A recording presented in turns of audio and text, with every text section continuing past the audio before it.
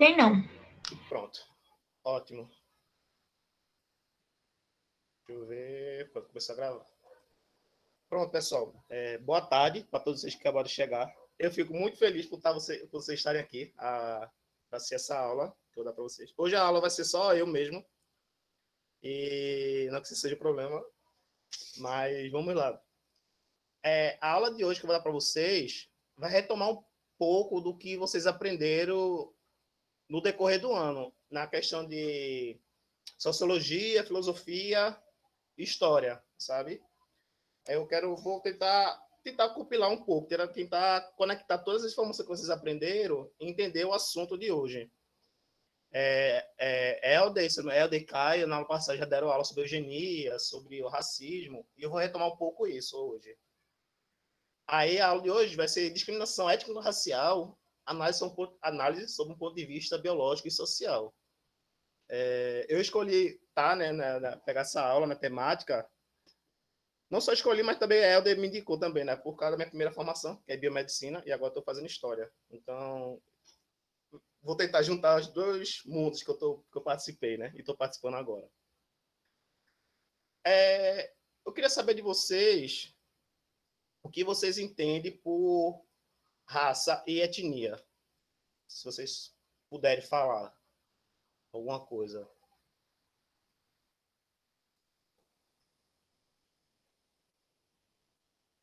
Vocês entendem alguma noção de raça, etnia, a diferença uma da outra? Porque eu vou começar abordando esses conceitos, para vocês entenderem o resto. Ou tentar entender, né? Vamos ver. Ninguém? Dou-lhe uma. Dou-lhe duas. Dou-lhe três. Vou começar. Pronto. Aqui eu trago uma citação de Benjamin Franklin. Não sei se vocês conhecem. Está aqui o dele é conhecido, a nota $100 dos Estados Unidos. $100 americanos, no caso. E tem a citação dele aqui, que ele é uma citação dele bem racista. Ele é também uma das figuras racistas lá dos Estados Unidos.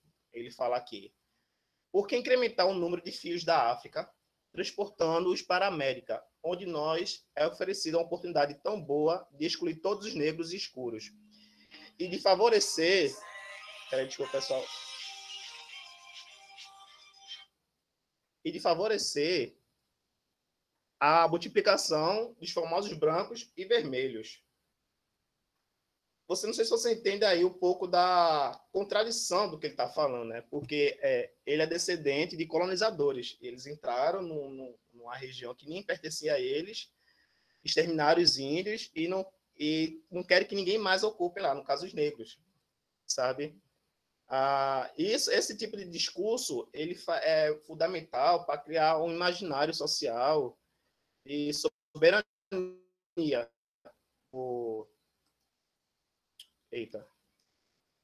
Soberania desse grupo social sobre o outro, certo? Aqui eu trago a citação de Francis Bacon, que é um filósofo. Ele diz que conhecimento é poder, que essa concepção dele vai ser mais tarde retomada por Foucault, onde diz que dentro da sociedade as relações de poder elas não são só determinadas a partir de força física e econômica, mas também tem uma questão de força de conhecimento. Quem detém o conhecimento, ele consegue governar aquele local, sabe? Aquela região. Aí eu trago três conceitos aqui para vocês sobre etnia, raça e orientalismo. O conceito de raça, primeiramente, ele foi introduzido na biologia, por volta do século XVII, mas aí foi mais para classificar os seres vivos, sabe? No caso dos animais, para classificar. Mais tarde, essa concepção ela foi introduzida para tentar estudar os seres humanos, sabe? E hoje, essa concepção de raça no âmbito biológico para estudar os seres humanos, ela já está em desuso. Não tem mais sentido você usar essa concepção biológica de raça para olhar o ser humano. E hoje se usa mais, principalmente na área, no âmbito de antropologia, sociologia, a questão de etnia. Que a etnia se diz respeito a um grupo de pessoas que eles têm em comum algumas características. não só fenótipas, mas que vão além da questão fenótica, que é a questão de língua, costumes, a cultura deles. Tanto que etnia, ela vem do grego etnos, que significa costumes, porque é aí que está a questão de etnia. E o orientalismo? O orientalismo, aqui tem um estudioso muito famoso, que é Eduardo Said, que ele fala a questão de o Oriente, que a gente conhece hoje, a forma que a gente olha para o Oriente, ele é oriundo de uma empreitada eurocêntrica, sabe? Ocidental, de criar um imaginário do Oriente. A gente conhece o Oriente não pelo Oriente, mas a partir de uma visão eurocêntrica. Não sei se você conseguiria entender, sabe? E qual o ruim disso? O ruim disso é que a gente não conhece o outro pelo outro, como o outro é, como o outro diz que é. A gente conhece a partir de um intermediário, que é, no caso, o Ocidente. E aí que vem muito a questão do aquilo que o William estava falando, que ela estava debatendo com o professor dela, que a gente sabe muito mais a história de fora do país, do Brasil, do que do nosso próprio país. Por quê? Porque tem essa questão de quem é que está ditando esse conhecimento na nossa sociedade? Quem é que está governando ela? A partir de que visão, de que concepção eles estão governando? Sabe? Aí que eu trago aqui uma citação de Kambeleng Munanga. Ele é um ex-professor da USP, ele é doutor, ele é antropólogo, e ele é um dos principais expoentes aqui no Brasil no estudo a respeito de raça. Ele diz aqui, a raça, sempre apresentada como categoria biológica, isto é, natural, é de fato uma categoria etnossemântica. De outro modo, o campo semântico do conceito de raça é determinado pela estrutura global da sociedade e pelas relações de poder que a governam, que é basicamente isso que eu venho falando para vocês. A raça como biologia, ela só serve só para você estudar os animais. Não tem mais sentido você utilizar essa concepção. Tendo em vista que hoje, na genética, já sabe que o genoma humano de uma pessoa negra com uma pessoa branca é muito parecido, sabe? As diferenças fenótipas, os genes que determinam as diferenças fenótipas, eles são menos de 1% de todo o genoma humano. Vocês entendem? Não chega nem a 0,5%, é bem pequeno mesmo. Então não tem como você dizer que existe a concepção de raça no âmbito biológico como você vai estar os seres humanos. Já hoje, eu ainda utilizo essa terminologia de raça porque ela é uma construção, como ele fala, etnossemântica. Porque é a partir de um grupo social que ele se coloca como sendo superior ao outro e classifica os outros grupos, inicia essa concepção de raça. Vai categorizando os grupos em raça, que é o que começou a ser feito no século XVIII. Aqui eu vou trazer um contexto aqui, um resumo de tudo que vocês estudaram, para vocês entenderem toda a problemática que é a questão do racismo. Entre o século XVIII e o século XX, a gente teve vários acontecimentos. A gente teve a Revolução Francesa, vocês já estudaram.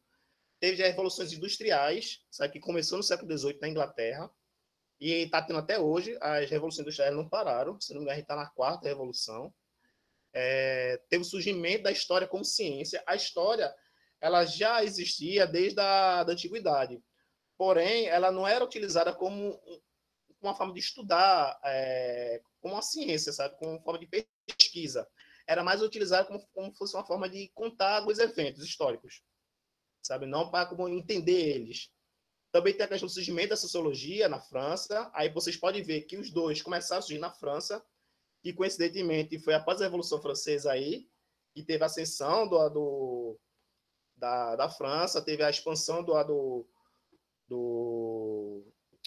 dominação de Napoleão. No século XIX, iniciou o imperialismo, que foi uma empreitada político-econômica de dominação de outros povos, especificamente os povos que viviam na África e na Ásia. E aí um dos principais colonizadores foi os Estados Unidos, o Reino Unido e a França. Também nesse meio tempo também tivemos a Primeira Guerra Mundial, Aqui no Brasil, a gente teve a chegada da Corte Real Portuguesa, que iniciou o que na história chamamos de Brasil Império, né? Até a questão do Brasil República. Também teve a unificação da Alemanha. Então, todo essa quantidade de eventos que veio acontecendo, entre eles surgiu a necessidade de criar uma percepção nacionalista, principalmente desses países imperialistas. No caso, a Inglaterra, a França, a Alemanha, que tinha acabado de ser unificada, porque eles estavam buscando a identidade nacional.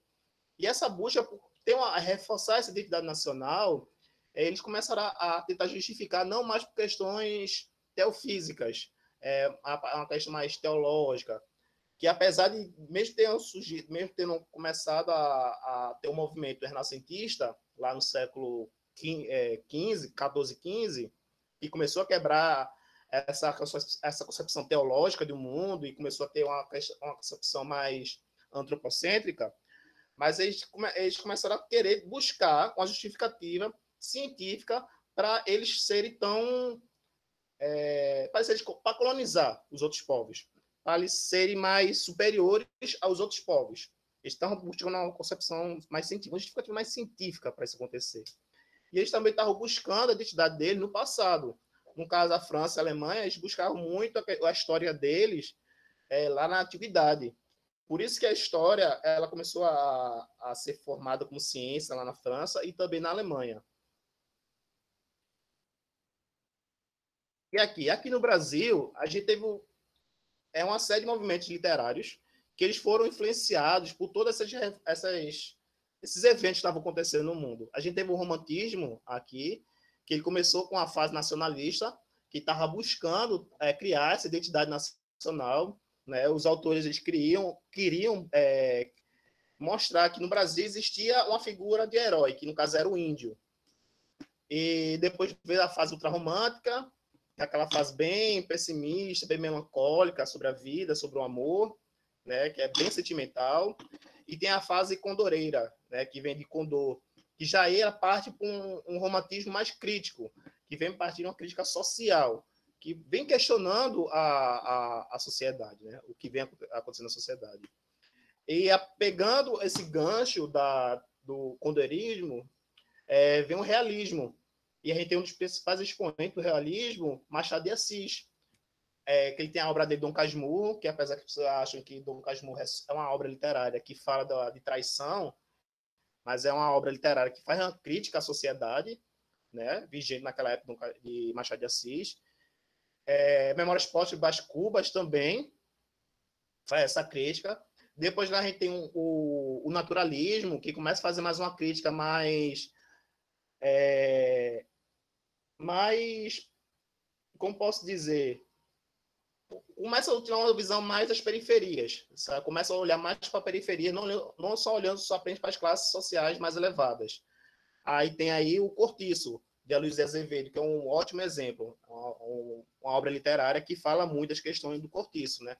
Que eram conjuntos habitacionais que, em sua maioria, era formado por pessoas periféricas, pessoas pobres, pessoas, em sua maioria, negras, porque nessa época aí já começou a ter o processo de abolicionismo, aqui da escravidão, e os negros, com a parte de abolição, eles ficaram sem rumo, não tinha para onde ir, sabe? O país simplesmente ignorou os 300 anos de escravidão e liberaram eles, sabe? Não deram, até hoje não dá tanto suporte. O Cortiço faz muito essa crítica. Nós temos também a elaboração da literatura de Úrsula, que é de Maria Firmina dos Reis, que é a nossa primeira obra literária falando sobre o abolicionismo, escrita por uma mulher negra. Né? Temos O Bom Crioulo, que é uma das primeiras obras literárias homoeróticas daqui do Brasil, que fala da relação de um homem negro com um homem branco. Depois, naturalismo, nós temos Parnasianismo, que já aí não usa bem... Não é uma literatura tão crítica assim, né? A gente tem um dos exemplos do parnasianismo, Olavo Bilac, que é esse aqui.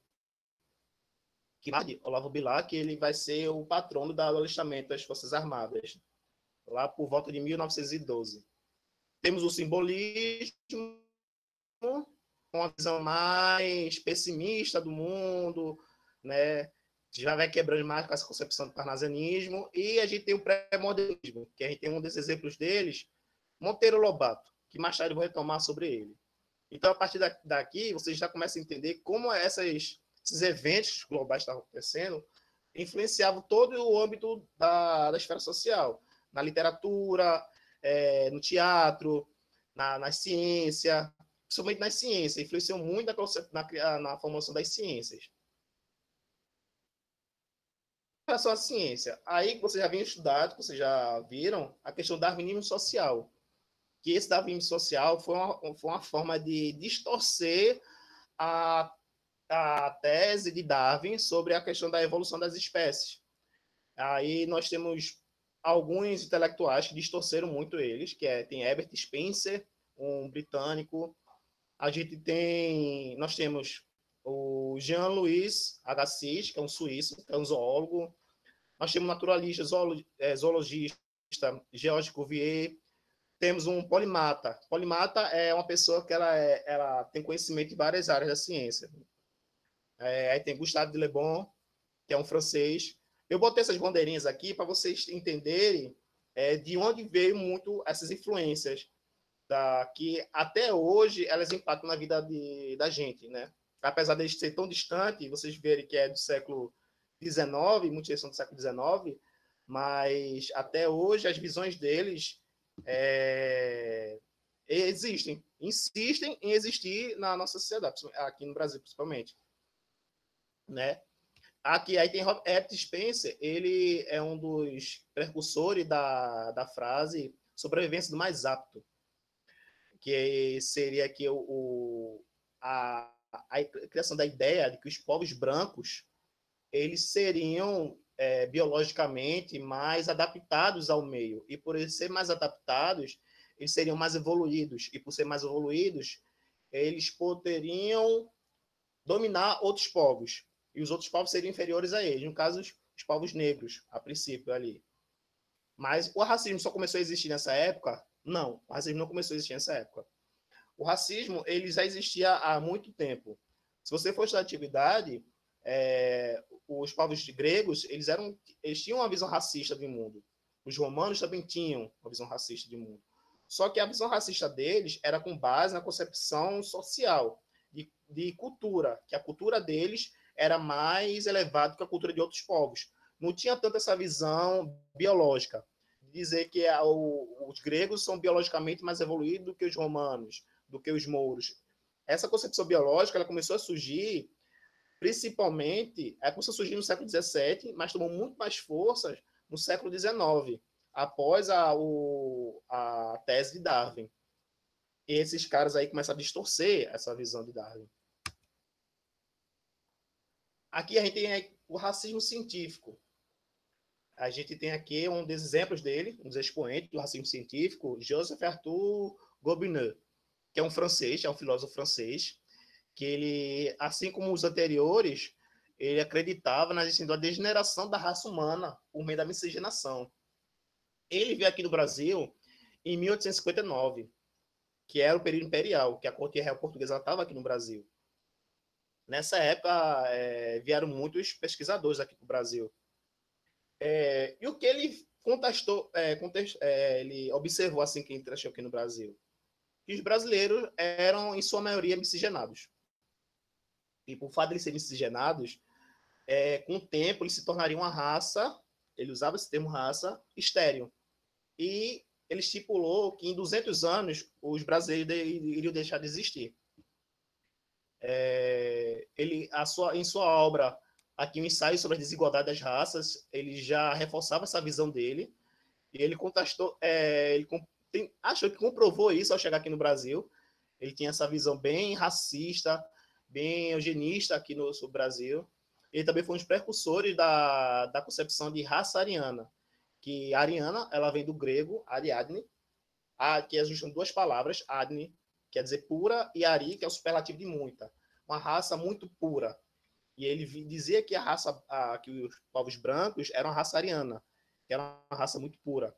E quando se misturava com outros povos, acabava degenerando eles, com o tempo tendia a deixar de existir. Aqui tem um livro, que é O Inimigo Cordial do Brasil, que é de Jorge Reis, que ele fala da passagem de Joseph Arthur Gobineau aqui no Brasil. Se você quiser depois dar uma lidinha sobre ele, esse livro, é muito bom também. Aí aqui a gente tem outro intelectual que foi precursor dessa visão racista do mundo, que é um dos precursores também do darwinismo social, que é Francis Galton, que é primo de Darwin, que é um geógrafo antropólogo, que ele distorceu totalmente a visão de Darwin sobre o mundo, né? Porque o estudo de Darwin era focado principalmente nos animais. E Francis Galton ele começou a utilizar para analisar os seres humanos, como os seres humanos se comportavam. Lembrando que nessa época aí dele estava surgindo a sociologia e a história, que é uma disciplina que elas tinham como princípio inicial delas, um dos objetivos iniciais dela, o entendimento de como funcionava a sociedade. Então, Francis Galton tentou utilizar a justificativa biológica de por que os seres humanos eles eram tão diferentes uns dos outros em que implicava essas diferenças. Isso foi tão impactante, essa visão dele, vocês podem ver aí que foi do século XIX, ele morreu em 1911, que isso influenciou até na formulação de obras literárias, no teatro.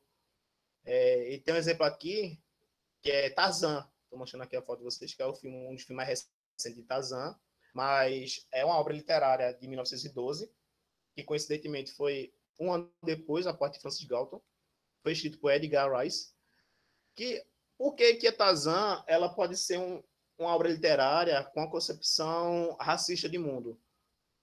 Porque Tarzan, no caso, seria um homem branco, anglo-saxão, certo? Que, que eventualmente foi parar em algum lugar da África e ele, milagrosamente, ele conseguiu dominar a África. Todos os animais da África. Ele, um homem branco, sabendo que na África já existiam outros povos e nenhum deles conseguiu dominar a África. Foi a chegada de um homem branco e chegou ali e conseguiu dominar todos os animais e conseguiu respeito, se tornou o rei da selva. Aqui também, mais tarde, nos Estados Unidos, tem a criação de Jim Crow, né, que mais tarde influenciou na formulação das leis de Jim Crow, que eram leis segregacionistas nos Estados Unidos, que eles tinham como base essa concepção biológica, essa falácia biológica, de que o homem negro ele era preguiçoso, ele era geneticamente inferior, que ele era violento. É não só o homem negro, todos os corpos negros, né? Que eram fáceis de de subjugar eles, que eles eram perigosos, né? Que eles eram potenciais estupradores de mulheres brancas, certo? E aí você vê que foram animações, foram desenhos. Desenhos começaram a criar esse imaginário social, sabe? Essas ideias impactaram até nesse âmbito aqui, que foi muito perigoso, que até hoje é difícil de quebrar essa visão dos Estados Unidos. Vocês viram os últimos acontecimentos que tiveram nos Estados Unidos. Vocês veem nas reportagens como é o racismo nos Estados Unidos. Que foi bastante perigoso isso que eles fizeram, que até hoje é muito difícil de quebrar isso. Porque lá foi uma estruturação política ideológica, étnico-semântica, estruturada lá. Ela foi totalmente estruturada. É um racismo estrutural. E por ser estrutural, para você começar a desconstruir ele, demanda muito tempo, demanda trabalho, esforço, sabe? E aí nesse meio tempo, vai morrer muitas pessoas, como vem ocorrendo.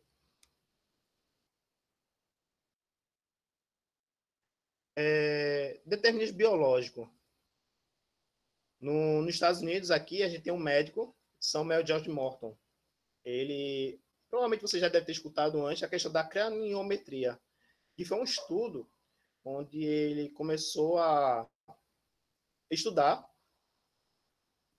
como era a forma dos povos negros, a forma do crânio dos povos negros, e tentou distinguir do crânio de povos brancos.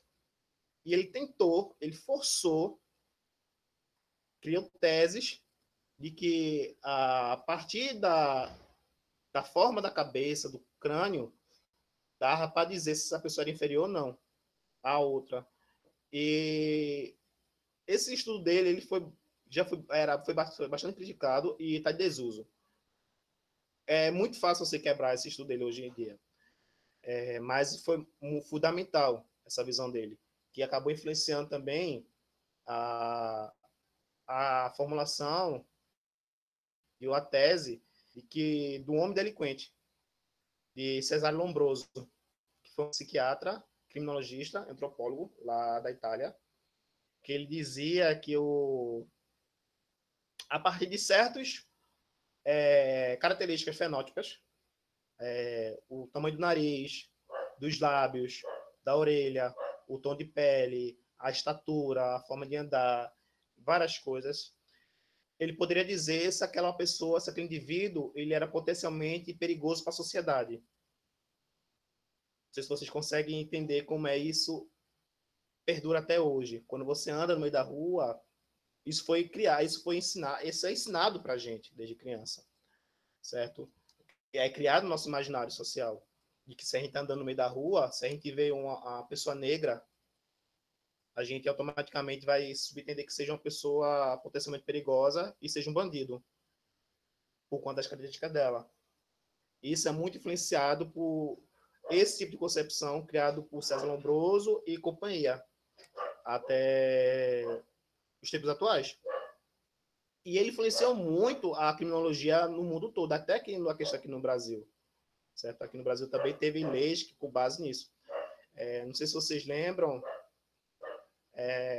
da aula, não sei se vocês estavam na aula que eu dei sobre gênero e sexualidade, junto com o Helder e Tawane.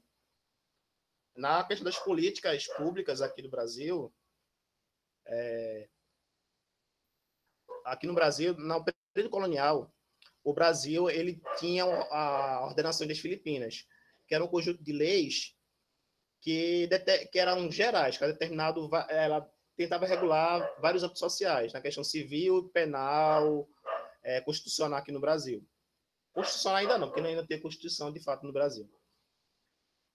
E o que tinha uma dessas leis no livro quinto, que dizia que se um homem ele estuprasse uma mulher, ele receberia uma pena. Mas, com base da classe social dessa mulher, essa pena poderia ser reduzida ou até extinguida. Se ele estuprasse ou matasse, no caso, se ele estuprasse ou matasse uma mulher de família, que é o que eles diziam lá, né, uma mulher de uma classe social elevada, no caso, no período colonial, seria uma mulher branca, ele poderia ser exilado do Brasil. Mas se a mulher ela fosse, e ela tem que ser virgem, mas se a mulher ela fosse prostituta, a pena dele era atenuante. Tinha uma atenuação na pena dele, para a mulher ser prostituta. E em nenhum momento, essas donações filipinas, elas fazem menção à questão das mulheres negras. Então, dá uma margem ali para que era meio que, a legislação brasileira, nessa época, ou a Organização das Filipinas, ela permitia o estupro de mulheres negras, a morte de mulheres negras, por parte de homens brancos. Eles não eram criminalizados por conta disso. Até a questão do sequestro, se ele sequestrasse uma mulher e o motivo do sequestro fosse casamento, podia ser até extinguida a pena dele. Certo? E essa questão do estupro, de se a mulher casasse com o estuprador, ela só acabou, essa lei, ela só foi extinguida em 2005. Ou seja, desde o período colonial até 2005, existia uma lei aqui, no Código Penal brasileiro, que dizia que se o estuprador ele casasse com a mulher, a pena dele era extinguida. E antes disso, se ele estuprasse uma mulher, uma prostituta, no caso, ele não era nem penalizado. E se ele fosse rico, também não era penalizado. Certo? Então, o Código Penal aqui brasileiro foi muito influenciado por essas visões do exterior. No caso esse do estupro, não foi tão influenciado por César Lombroso, porque a percepção dele, a criação do conceito, a percepção dele do homem delinquente foi bem depois do Código Penal de 1930. Mas acabou influenciando o Código Penal de 1940, que é o que a gente usa até hoje. Vocês estão entendendo até agora, pessoal? Sim. E, tipo, é tão chocante saber que isso aconteceu, não faz nem tanto tempo. É. Ô, professor, você pode Oi. repetir o final sobre a lei das Filipinas? Pronto. É a ordenação das Filipinas. Aqui no Brasil, no colonial, não tinha um código penal estabelecido. Porque a corte real portuguesa nem dava muita importância para o Brasil. Ele só queria explorar economicamente o Brasil. Só queria pegar o ouro e levar para Portugal e pagar suas dívidas para a Inglaterra. Quando a corte real portuguesa ela se estabelece aqui no Brasil, porque ela estava fugida da França, né, de Napoleão, porque Napoleão teve a ascensão de Napoleão começou a conquistar, a expandir o seu império, começou a conquistar terras lá na Grã-Bretanha, a Inglaterra começou a ficar frágil, a Inglaterra também estava passando por processo de revolução industrial, né, o processo de revolução industrial. Então, a corte portuguesa, quando chegou aqui, ela quis modificar o Brasil e deixar o Brasil com mais uma cara mais europeia. E no ato legislativo, começou a introduzir um Código Penal. Que esse Código Penal ele foi influenciado muito pela ordenação das Filipinas. Na ordenação das Filipinas, tinha uma série de normas, regras, que determinavam quem podia ser punido e quem não podia ser punido, quais os crimes que eram puníveis, quais que não eram, entendeu?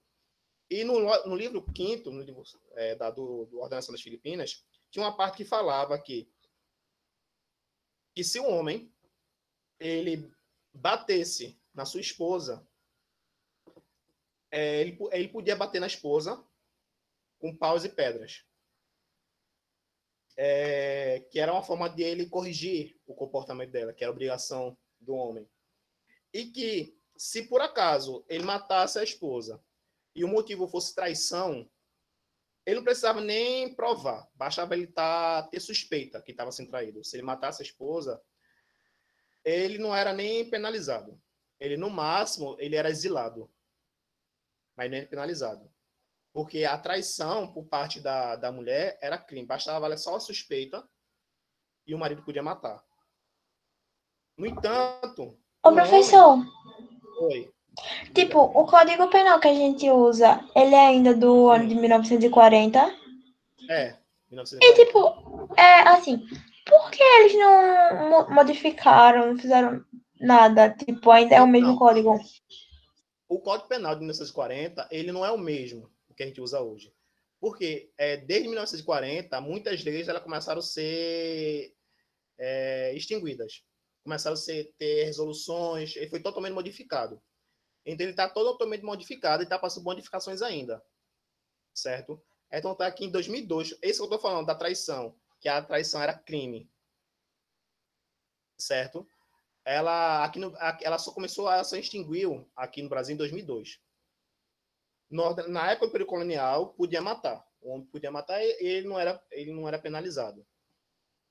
Nos outros códigos penais de 1930 e 1989, ainda perdurou, ainda continuou permitindo isso, dele poder matar. Ele não podia. Ele só era penalizado, o homem só era penalizado se a amante dele, se ele mantesse financeiramente a amante. Se fosse comprovado que ele estava bancando a amante. Se fosse comprovado que ele estava bancando a amante, ele era penalizado. Ou seja, ele podia ter várias amantes, um homem, e ele não era penalizado. O Código Penal não penalizava ele. Mas se a mulher, se fosse só uma suspeita, ela era penalizada. E além disso, ter essa questão da traição, do casamento, também falar da questão do estupro também. Que se um homem estuprasse uma mulher de família, de bons costumes, que é o que eles falavam na época, mulher de bons costumes, né? Ele era penalizado.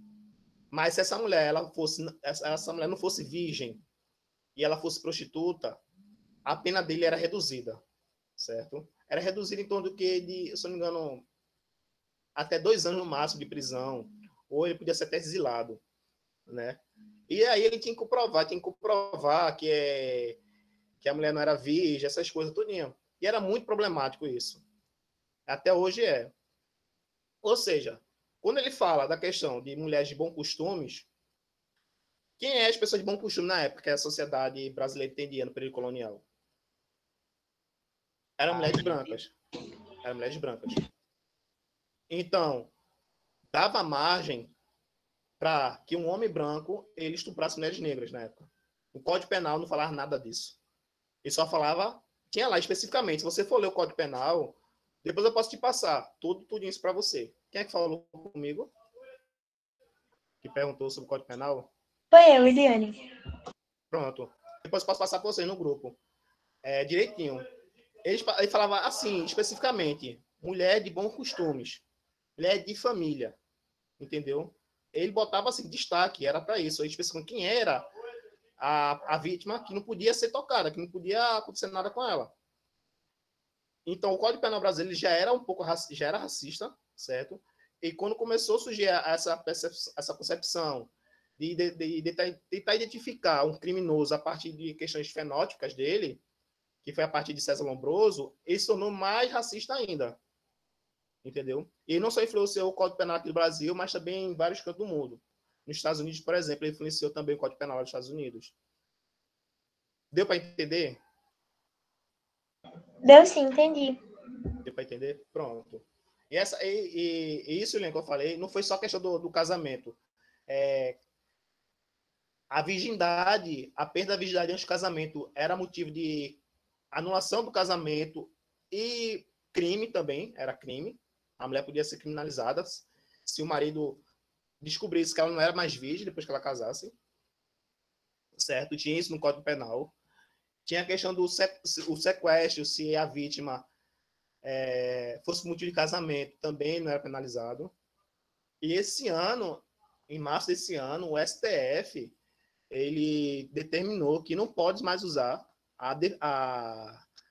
o acusado, ele não pode mais usar a tese, a defesa, a justificativa no caso, de que ele violentou a esposa, que ele matou a mulher, por questão de honra, porque está tentando defender a honra. Porque até ano passado ele podia usar isso como forma de atenuar a pena dele.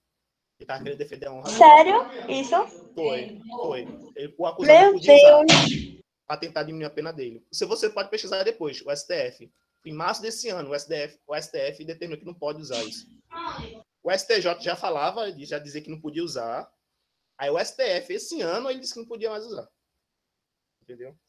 Para você ver que o Código Penal brasileiro, ele é racista, ele é machista, certo? Ele é homofóbico também. E está passando por série de modificações. É o que a gente usa de 1940, mas está passando por série de modificações ainda.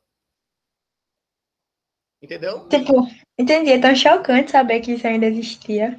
Existia. Se você for estudar, alguém quer fazer direito aqui? Que está aqui na sala? Alguém quer fazer direito? Não. Quem for fazer direito, aí na graduação vai estudar, vai ver um pouco disso. Quem fazer história e sociologia também vai ver um pouco disso também. Aí aqui, eu trouxe um evento bem chocante para vocês. Não sei se vocês conhecem o caso de Sarah Baartman.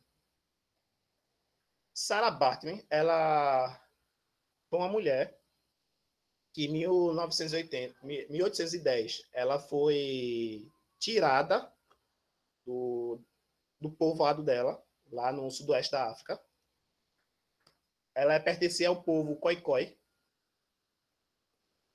E ela foi levada para a Inglaterra para ser exibida.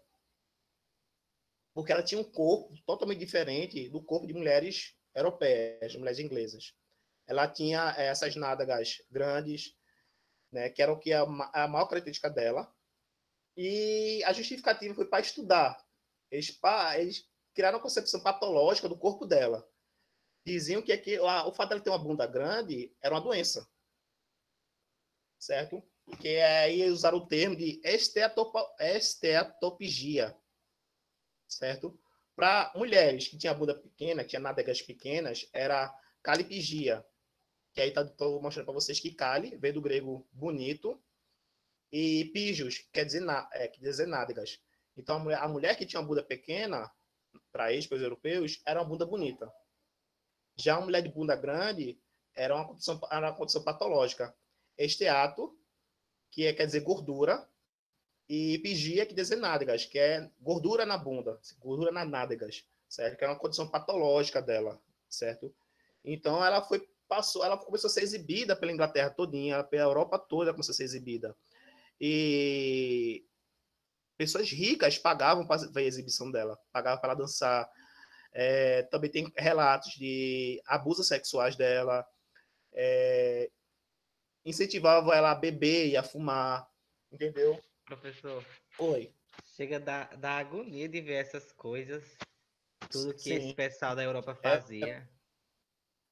E eles ainda é. se subjugavam, se autodeclaravam superiores e melhores, né? Isso, isso. Aquilo que eu venho falando você desde o início da aula. Por que eles começaram a se ver como sendo superiores? Certo? Era por conta disso. Eles começaram a justificar a superioridade deles a partir da visão biológica, certo? E uma justificativa científica. Eles tinham justificativa teológica, sociocultural, histórica, e agora eles estavam usando uma justificativa biológica de por que eles eram superiores. Entendeu? Eles também criavam uma percepção de que as pessoas negras eles tinham uma tolerância maior à dor. E lá nos Estados Unidos, ou no caso, se eu não me engano, esse aqui, ó, Samuel Morton, iniciou uma série de experimentos com pessoas negras. Eles faziam procedimentos cirúrgicos sem anestesia, porque diziam que as pessoas negras aguentavam a dor. Entendeu? Era uma série de estudos, ele dissecava os corpos negros, sabe? Foram muitos corpos que ele dessecou. E a Sarah Baartman, ela foi uma vítima dessa visão racista, certo? Ela foi tirada ela tinha em torno de 20 anos de idade quando ela saiu de lá da África e foi para a Inglaterra. E ela foi exibida por toda a Europa. E aqui, deixa eu ver quem tem aqui. Eu tenho aqui, ó. Esse é naturalista aqui, ó, Georges Cuvier, o francês aqui. Vocês estão vendo ele? Georges Cuvier, ele fez essa é a moldura de gesso dela, de Sarah Baartman, após a morte dela. Antes dela ser dissecada, ele fez isso para ela ser estudada. Ela foi totalmente dissecada. As partes íntimas dela foram colocadas em frascos para conservar ali e foram expostas para o mundo todo, certo? E aqui estou mostrando aqui para vocês aqui é a historinha aqui. Em outubro de 1810, Sarah Baartman foi levada da África do Sul à Grã-Bretanha para aparecer em espetáculos. Aí ela morreu 5 anos depois, 29 de dezembro de 1815, com 26 anos, certo?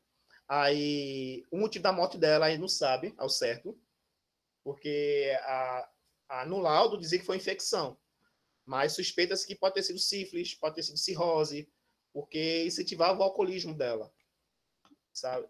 Entendeu? Aí o cérebro dela, o esqueleto, órgãos sexuais, eles continuaram sendo exibidos. Ela morreu em 1815. Eles continuaram sendo exibidos até 1974. Veja quanto tempo levou a exposição do corpo dela.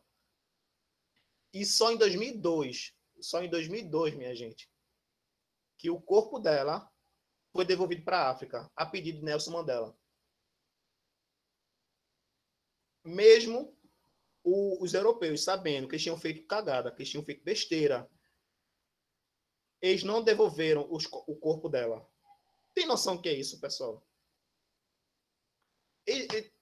O mundo todo estava falando que eles tinham feito tudo errado, que eles eram racistas. Eles sabiam disso. Mas eles não tentaram reparar os erros deles. É por isso que hoje o movimento negro bate muito na tecla de reparação histórica, certo?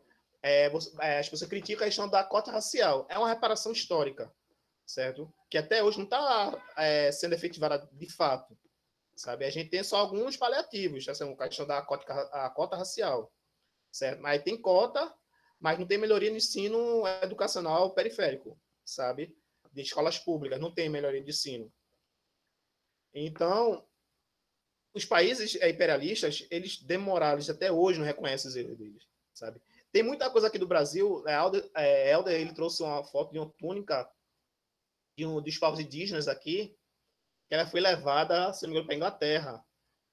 É daqui do Brasil, essa túnica, de povos indígenas. É comprovada que ela é daqui, ela pertence ao Brasil. Mas eles não devolveram. Eles não devolveram. Vocês assistiram Pantera Negra, não foi? Todo mundo aqui assistiu Pantera Negra? Vocês assistiram? Não. Não. Não? Não, Pantera Negra? Pronto. Já. Pronto, Pantera Negra. No início do filme Pantera Negra, tem uma cena muito marcante, que é de Killmonger, que é um personagem lá, que é o antagonista. Ele entra no museu e ele começa a ver as peças lá do museu. E ele começa a perguntar para a curadora que está lá de onde vinham aquelas peças. E ela foi dizendo, essa peça veio de tal povo africano, essa aqui veio de tal povo africano. E ele acaba, no final, dizendo que ele vai pegar aquilo ali. Aí ela disse que ele não pode pegar aquilo ali. Ele disse, vou pegar sim, que eu vou fazer como seus antepassados fizeram com a gente. Porque aquilo pertence ao povo dele. No caso, aí na peça específica que ele está falando, é uma peça de Wakanda, certo? Que mesmo ele sabendo, está lá em exposição. Se você for pesquisar um museu, lá, acho que é Museu do Homem, se não me engano, lá da Inglaterra, da França. Eu vou dar uma pesquisadinha para ter mais certeza. Eles Ô, têm muita professor. exposição de muitas... Oi. O que, tipo, eu acho, essas histórias são todas horríveis, tipo, chega a dar uma agonia no estômago. Mas o que é mais chocante nisso, que eu pensava que isso tinha acontecido na época, no século XV, XVI, mas não, aconteceu em 1900 e pouco, tipo, foi tão próximo, tem coisa que só foi abolida em 2005, 2002. Para você ver. Aí, tipo, a gente percebe o quanto a sociedade não evoluiu, parece que ficaram parados nessa tecla, tá ligado, desse negócio. Aí foi bom essa tua visão, porque aí já retoma aquilo que eu falei do início. Por que ainda insiste ter essa visão, uma visão racista de mundo, esse negacionismo, sabe? Porque de que não existe o Holocausto, por exemplo, tem gente que diz que não existe o Holocausto, mas na frente eu vou mostrar a vocês. E falam que não existe, não teve Holocausto, sabe? Que falam para parar de falar sobre o Holocausto. Falam, teve político que falou que o nazismo era de esquerda, certo? Que no Brasil não tem mais racismo, no Brasil não existe esse racismo, no Brasil que todo mundo é igual, sabe? Porque existe uma classe social dominante que ela se faz valer desse discurso, dessa percepção ideológica de mundo, totalmente distorcida, para se manter no poder, certo? E essa classe dominante é uma classe burguesa, branca, heteronormativa, em sua maioria, certo? Aí aqui, voltando a Sarah Baartman... Ô, professor, rapidinho, só para fazer um comentário. Tipo, uma professora de sociologia minha, ela fez um comentário tão racista, e tipo, todo mundo da sala ficou chocado com o comentário dela. Eu pensei, professora, você não pode falar isso. A mulher endoidou dizendo que ela podia, porque ela tinha lugar de fala, e todo mundo ficou, gente, meu Deus, de uma aula de sociologia. Ela tava falando sobre raça, alguma coisa assim. Ela soltou um comentário tão racista que todo mundo ficou... Gente, professora, não pode falar isso. O pessoal tentando alertar ela que não podia, que aquilo era errado. Ela disse, eu sei, mas eu estou falando certo. Quem não gostar, cala a boca e retire da minha aula. Pra você como está tão estruturado o racismo. Que é como eu mostrei lá para o professor, lá do início, que a concepção de raça, ela tá estruturada na sociedade, a partir de uma concepção étnico-semântica. Eu falei para você no início, é muito complicado tentar quebrar isso, é muito complicado, sabe? Porque como vocês estão vendo aqui, eles sabem que fizeram coisa errada e eles não tentam reparar isso, entendeu? O corpo de Sarah Baartman, ela foi devolvida para a África. Ela foi sequestrada, minha gente, ela foi sequestrada. Porque era a justificativa das pessoas que levaram ela, Sarah Baartman, foi de que ela assinou um contrato autorizando a ida dela para a Grã-Bretanha. Como é que uma mulher da África, certo? Do sudeste da África, ela sabia, ela tinha que pertencia a essa etnia, certo? Que era bem distante dos povos europeus e britânicos. Como ela, em sua consciência, iria assinar um termo que permitisse levar ela para a Grã-Bretanha para ela ser estuprada, para ser exposta nos salões lá da Inglaterra, ser violentada. Como é que ela ia fazer isso, sabe? Não tem lógica isso, sabe? E mesmo sabendo disso, não teve esse reparo. Aí aqui, trouxe um vídeo para vocês. É um vídeo não, isso aqui é um trailer de um documentário, de um filme Ô, que professor, fala... Oi. e até porque a data que está no slide sobre Sara, ela casa com o período de transição da questão da escravidão também, né? Isso, Para alguns isso, países da Europa. Então, isso. essa conversa de que ela assinou um termo é bem É, desconfiável, né? é. Você vê que foi na época que começou o imperialismo. Que o imperialismo foi para a econômica política de conquistar os outros povos, principalmente os africanos e os da Ásia. Entendeu? E a justificativa deles era essa questão biológica. Uma das justificativas dele. Então não tem muita lógica, sabe? A conta não fecha aí, quando você vai tentar analisar ele. Aí, aqui tem um trailer, a indicação que eu dou para vocês aqui de um filme de A Vênus Negra, certo? Sim, antes, a Sarah Batman também é conhecida como Vênus de Otetonte, que era uma expressão que os holandeses usavam para se referir aos khoikhoi. Né? É uma expressão pejorativa, não se usa mais hoje essa expressão, certo? Que era como se fosse uma expressão de zombar deles, da forma como eles falam, os khoikhoi. Aqui. Diga se você não está escutando o áudio depois. Deixa eu ver se começa o vídeo.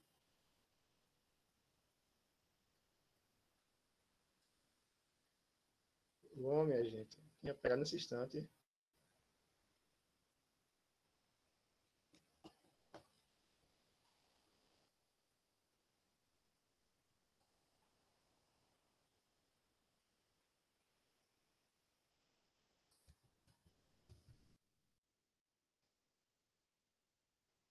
Acho que eu vou compartilhar do YouTube mesmo para vocês. Ô, professor, qualquer coisa você manda o link pra gente e a gente vê. Não, mas faz parte da aula aqui. Vou mostrar aqui para vocês agora. É Ah, então tá curtinho. certo. Uhum. É bem curtinho ele. É só o trailer mesmo. Vocês estão vendo agora? Me diga aí.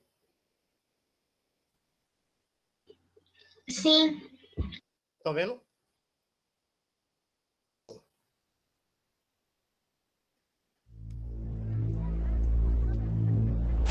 You are about to witness a truly remarkable phenomenon. Ladies and gentlemen, I give to you the Hottentot Venus!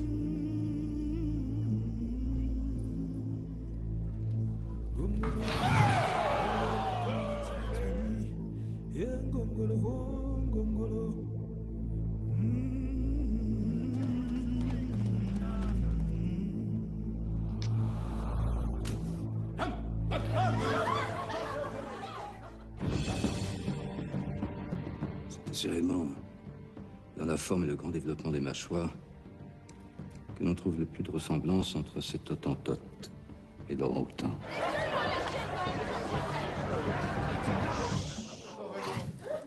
Soumise. On dit que vous êtes une princesse. C'est vrai?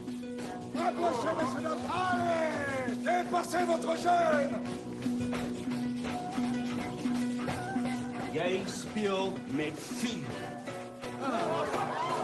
Mesdames et messieurs, la Vénus Hottentote!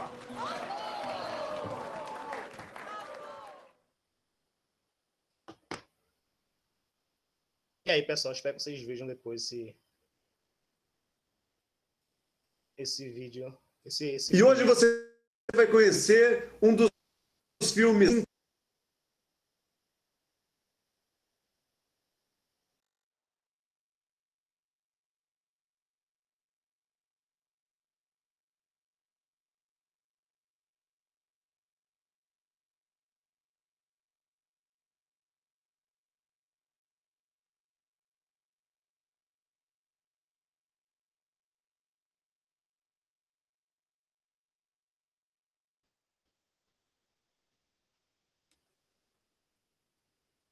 Voltei. Estão me vendo agora?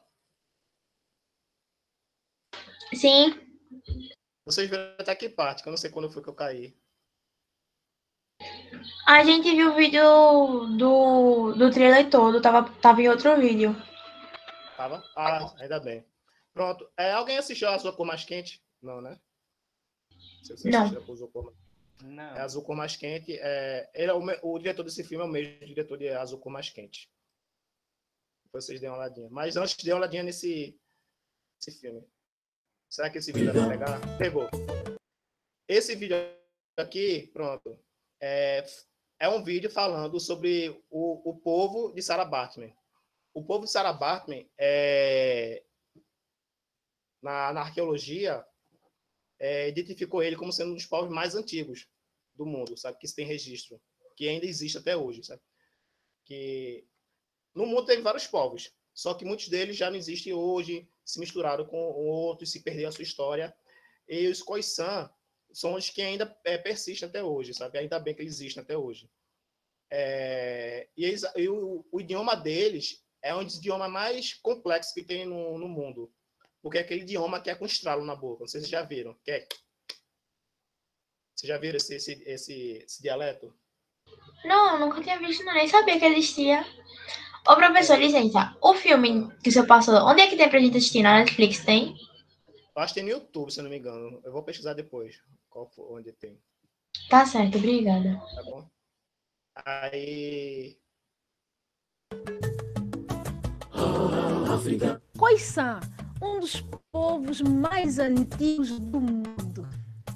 Gai Goas. O tema de hoje é fascinante e leva-nos às origens do homem. Recuamos 22 mil anos para descobrir o primeiro maior grupo de humanos na Terra, os Khoisan.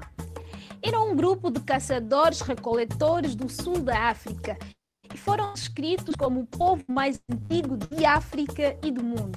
Na verdade, eram dois grupos de populações da África Austral, evolutivamente relacionados, mas culturalmente distintos.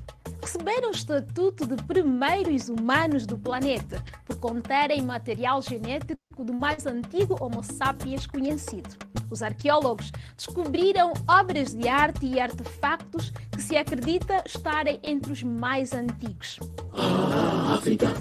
Conhecidos também como bosquimanos, o nome Khoisan é uma mistura de Khoi e San, dois grupos com características e idiomas semelhantes, apesar de viverem geralmente isolados uns dos outros e com formas distintas de subsistência.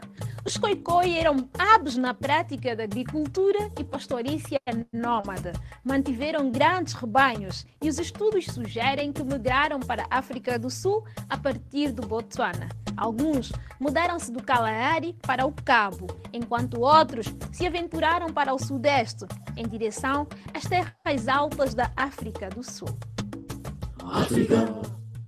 Os San, por seu turno, ocuparam territórios que cobriam regiões tão distantes como Botsuana, Namíbia, Angola, Zâmbia, Zimbábue, África do Sul e Lesoto. Eram caçadores-recoletores experientes e são considerados por muitos especialistas as primeiras pessoas a habitar a região que hoje corresponde ao Botsuana e à África do Sul. Eram seminômadas, deslocando-se sazonalmente para novas regiões, sempre que a água ou a caça escasseavam. Os Khoisan desenvolveram habilidades notáveis e conhecimentos incríveis sobre os animais selvagens e o ambiente que os rodeava. Sabiam tirar partido de plantas aparentemente sem valor para a alimentação, usar as plantas para tratar doenças e sobreviver em ambientes áridos e hostis. Enquanto caçadores, tinham uma capacidade incrível de detectar e abater animais selvagens com pequenas flechas envenenadas. A língua dos Khoisan é considerada uma das línguas mais complexas do mundo, com predominante uso de cliques e sob ameaça de se perder totalmente com o crescente declínio das comunidades tradicionais. Os Khoisan foram os reis do planeta Kei Ayos.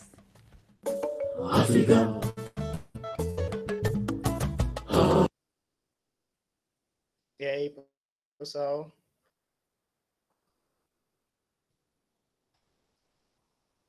Pronto. Esse aí é um pouco da história, dos povos, do povo da etnia de Sarah Baartman, né? Que na escola não é contado isso pra gente. Eu acho que vocês nem sabiam disso. Algum de vocês já sabiam disso? Não, Não. eu não sabia, não. Pronto. É muito importante, eu acho muito interessante isso. Porque além de você estudar a questão a questão do imperialismo, né? Porque é isso que o Williane falou, né? Que a gente só estuda a gente estuda a história a partir de uma visão eurocêntrica, sabe? Tem até a questão do orientalismo, né? Como eu falei logo no início. Como vocês viram, no século XVIII, a história começou a ser formulada como ciência, a sociologia também, principalmente na França. E é o modelo de ensino francês que é introduzido aqui no Brasil. E é por isso que aqui no Brasil, até hoje, sabe? Até hoje não, hoje está sendo desconstruído com o decorrer do tempo, né?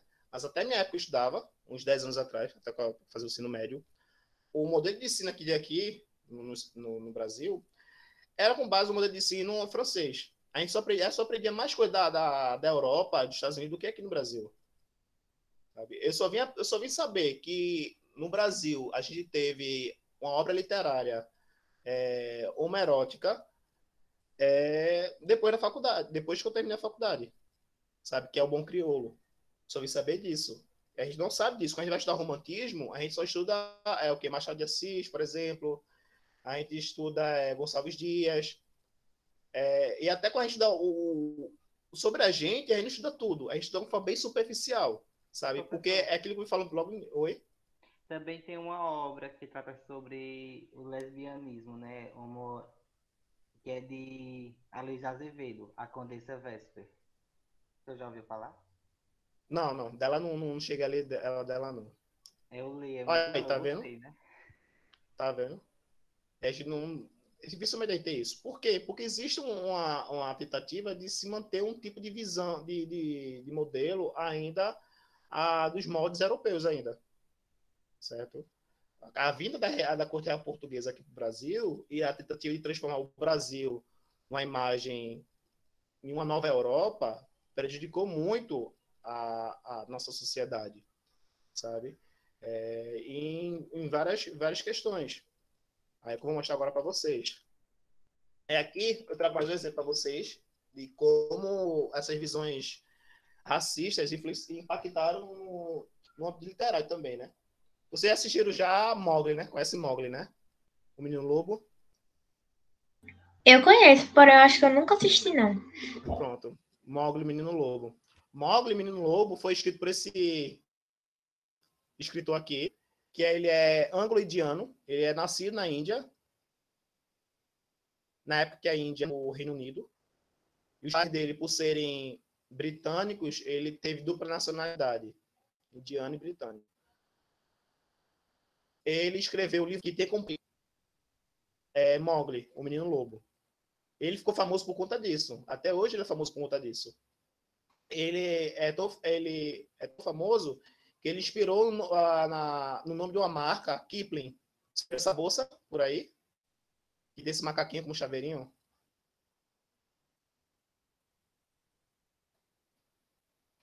Eu já vi, tipo, é super... Não, porque é muito cara. Muito caro, pronto. Kipling. O nome Kipling vem dele. Certo? Os fundadores dessa marca não tem nada a ver com eles. Eles só pegaram o nome de Kipling de inspiração para criar o nome da marca.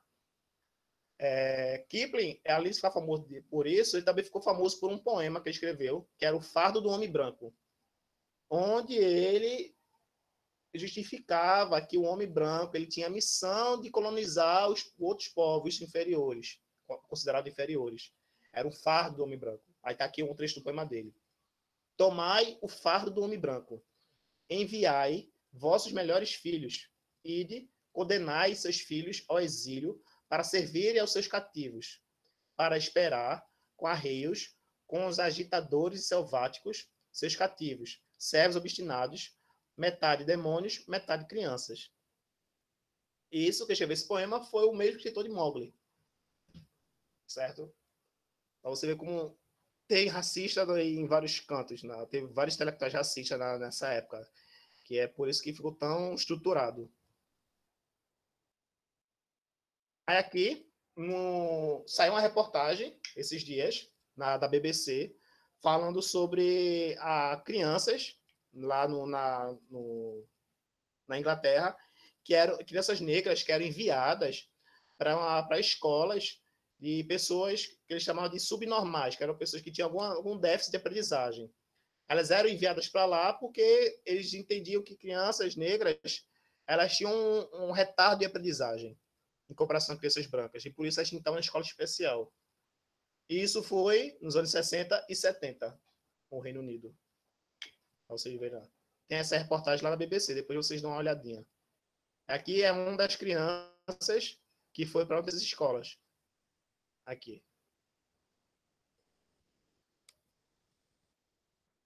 E tudo isso aí, que eu falei para vocês, favoreceu na ascensão de uma política, uma das piores políticas do mundo que existiram, que foi o nazismo.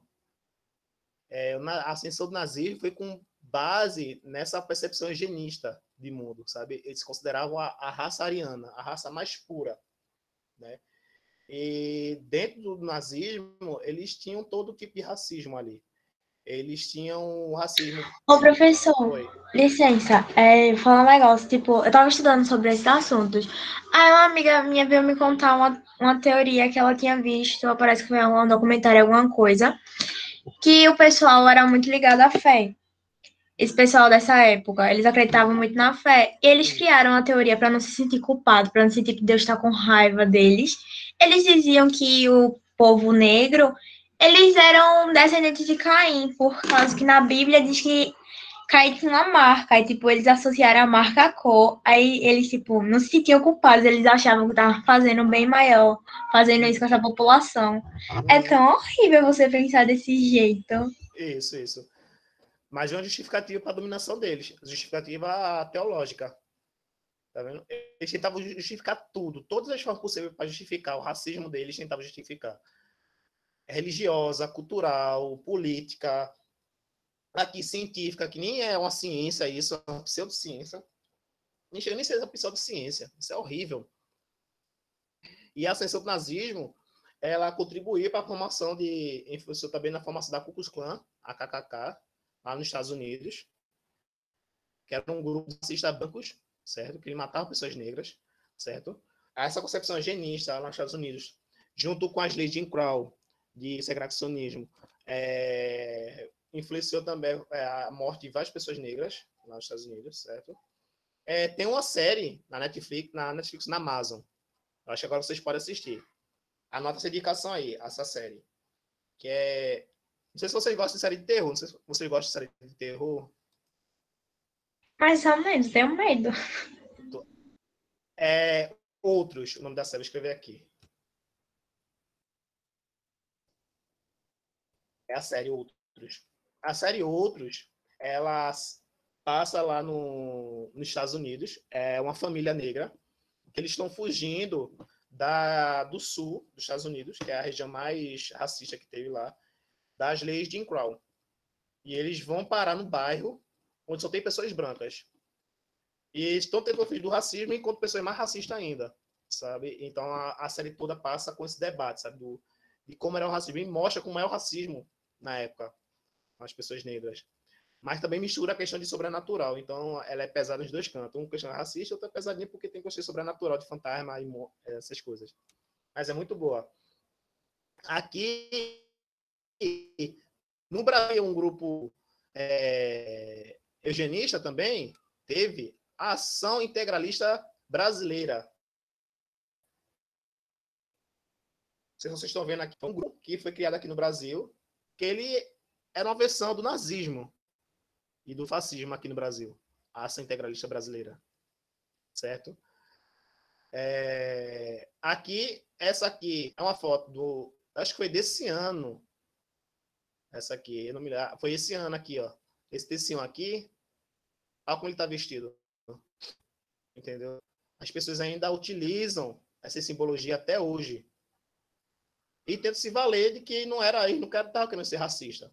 Sabe? Não tem nada a ver sobre isso. Você está usando simbologia que é que nem uma pessoa que está usando a suástica, sabe? Está usando a suástica hoje e dizer que ela não está compactuando com o nazismo. Você, de uma forma, você está meio que compactuando, sabe? Você está usando a suástica por quê? Você vai dar uma aula de história? De antropologia? Não. Então, por que você está ostentando a suástica? Sabe? Porque você está usando a roupa da Ku Klux Klan. Sabe? Por que você está fazendo gesto da Ku Klux Klan? Certo? Aqui, outra indicação geek para vocês.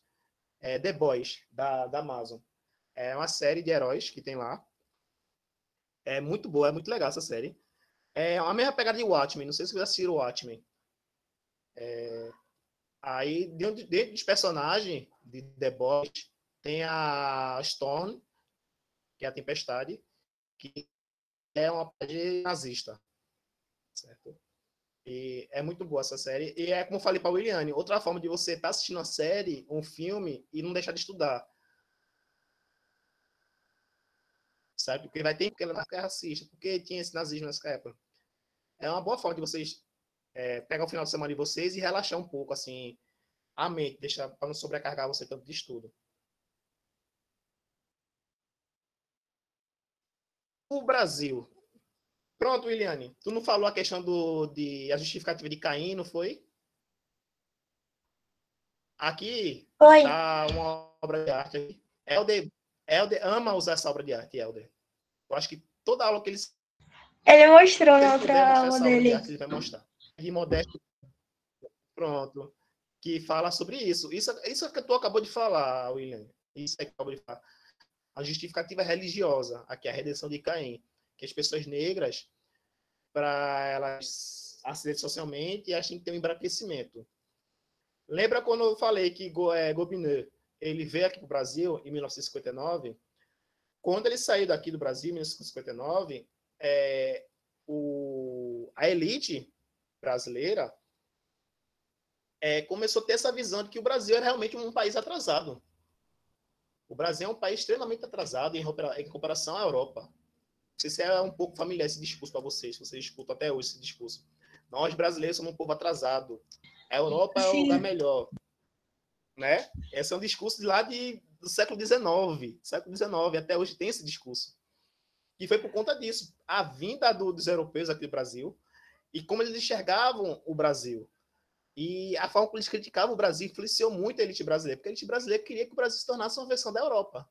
E para se tornar uma versão da Europa, ele tinha que aceitar as visões dele. E quando o Gobineau ele saiu daqui do Brasil, dizendo que o Brasil iria sumir 200 anos por ser um país miscigenado, iniciou-se uma campanha, uma empreitada política, ideológica, racista, eugenista, higienista, de embranquecimento brasileiro. Certo? Novamente, eles começaram a utilizar justificativas antropológicas, históricas, biológicas, para dizer por que o Brasil tinha que ser embranquecido. E uma das formas de embranquecer o Brasil, eles viram duas formas. Uma, deixar que pessoas negras morressem. Ignorar as pessoas negras, com o tempo elas iam sucumbir, elas iam morrer. Entendeu? Negligenciar a periferia. Não vou dar atenção para os cortiços.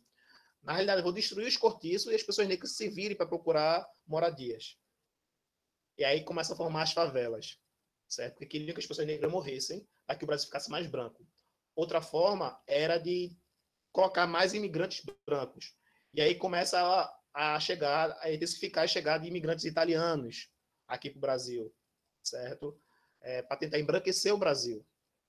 Aí aqui nós temos aqui um eugenista aqui no Brasil, Raimundo Lina Rodrigues, que ele é fundador da medicina legal da Bahia, né? Aqui, ele é um dos precursores dessa visão eugenista aqui no Brasil. Não só ele. Nós temos aqui... Quem vai falar? Nós temos aqui João Batista de Lacerda, outro médico também, que, se vocês forem lá na Academia Nacional de Medicina, no site lá, tá aqui o link, vocês vão ler na biografia dele, que lá eles falam que Batista Lacerda, ele defendia as políticas de imigração a embranquecer o Brasil, sabe? Para que os descendentes negros eles ficassem progressivamente mais brancos a cada geração. Ô, professor, Oi. então, nessa mesma época teve a estratégia com a libertação dos escravos, na Lei Áurea, e depois eles não foram aceitos como trabalhadores assalariados.